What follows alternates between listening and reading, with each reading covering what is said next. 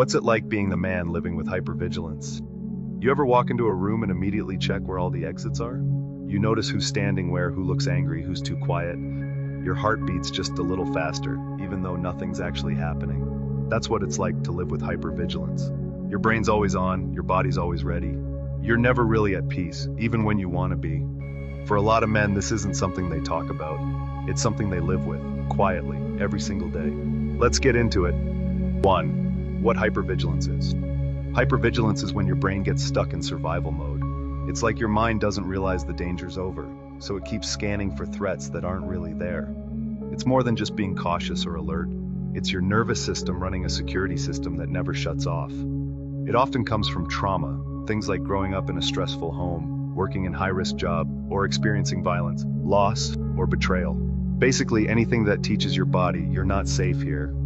And once your body learns that lesson, it doesn't forget easily.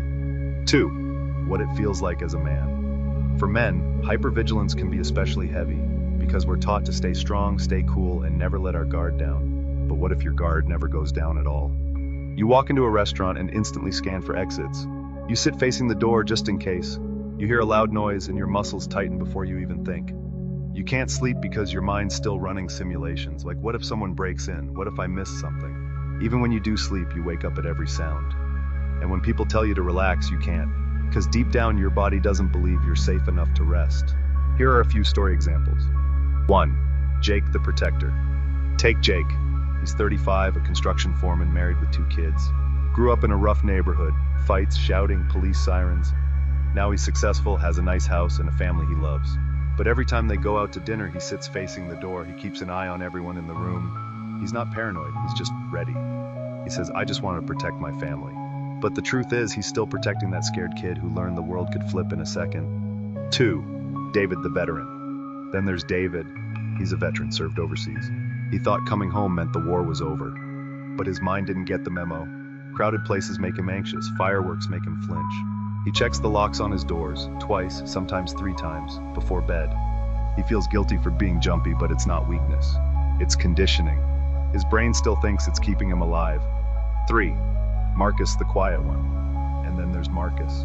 No war, no violence, just a childhood where every argument could turn explosive. He learned to read tone, footsteps, the energy in a room. Now as an adult, he still does it, automatically. He can tell when someone's upset before they even say a word. It makes him great at his job, but it's exhausting. He struggles with intimacy, flinches during conflict, and can't stand raised voices. He's not weak. His nervous system just never learned what calm feels like. How hypervigilance affects men's mental health. Living with hypervigilance wears you down. You're tense all the time, you get headaches, you can't focus. You feel distant from people, like you're watching life instead of living it. That constant stress can turn into anxiety, burnout, depression, and even anger. Because when your body's always ready to fight, sometimes it finds reasons to. And because men are often told to tough it out, they don't talk about it. They bury it under work, alcohol, distractions, anything to avoid sitting with that constant unease. Healing, the way forward. Here's the truth. Hypervigilance isn't a flaw. It's your body saying, I've been on guard for too long. Healing starts with recognizing that. It's about teaching your body, not just your mind, that it's safe again. That can mean talking to a trauma-informed therapist, especially one who understands men's experiences, practicing mindfulness or grounding exercises to anchor yourself in the present moment, moving your body, walking, lifting, breathing, not to escape, but to release the energy that's trapped inside. Slowly learning to trust again, to sit with someone without scanning for danger. It takes time, it takes patience, but your brain can learn peace again, the same way it learned to survive. Closing thoughts, a call to reflection. If this sounds like you, just know, you're not broken. You're not overreacting. You're a man who adapted to chaos. But it's time to give yourself permission to rest, to feel safe, to live, not just survive. Because you've been the protector for everyone else. Now it's time to protect yourself by healing. There are links in the description that you can use to research this topic further. Thank you all for watching, and see you all next time. Check out our sister channel, Supersonic Soothing Sounds, a place where sound is used to help us relax, unwind, and refocus.